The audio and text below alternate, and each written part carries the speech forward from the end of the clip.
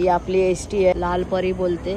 So आता mummy बोली मला कलिंगण आण. कलिंगड नाही, कलिंगण आणता. आता मम्मीचं कलिंगण शोधायला जाऊया. गाडी काय कचकचित पळवली बाई, एक नंबर. म्हणजे विषयच नाही भाई, एकदम पट्टीचा ड्रायव्हर काकांना एका पायावर असा सलाम आहे भाई. एकदम असं जळजळ व्हायला लागलंय भाई. सध्या एक कुल्फीच घेतलेली आहे, म्हटलं कुल्फी ट्राय करूया. थोडा थंडा थंडा जाएगा तो थोडा आराम मिलेगा. वो ज्यादा वळवळ कर रही है अंदर. पहाडपासून आतमध्ये आलो आपण आणि भाई अरे यार काय वातावरण आहे भाई.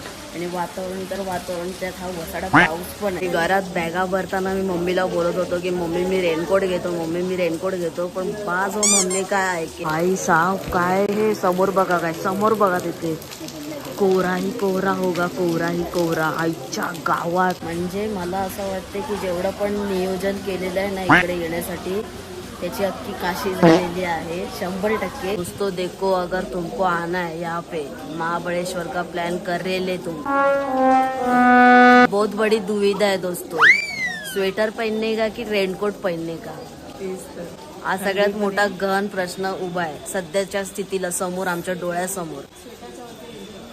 हाँ ये हमारा चीचा बोला तो बोला ठंडी भी है बारिश, अबे साले बारिश भी है. तुमको बोला हमने रेनकोट लेता है तो तुमने मना कर दिया है. खुद तो खच्ची हो बैठिए लिए, हम तो उजड़ गए ले पूरे.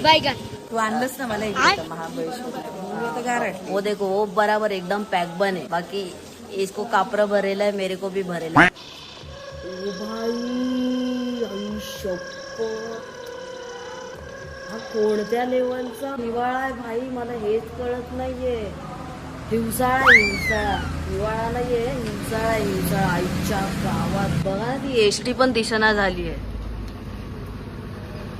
आई शपथ काय वातावरण आहे यार.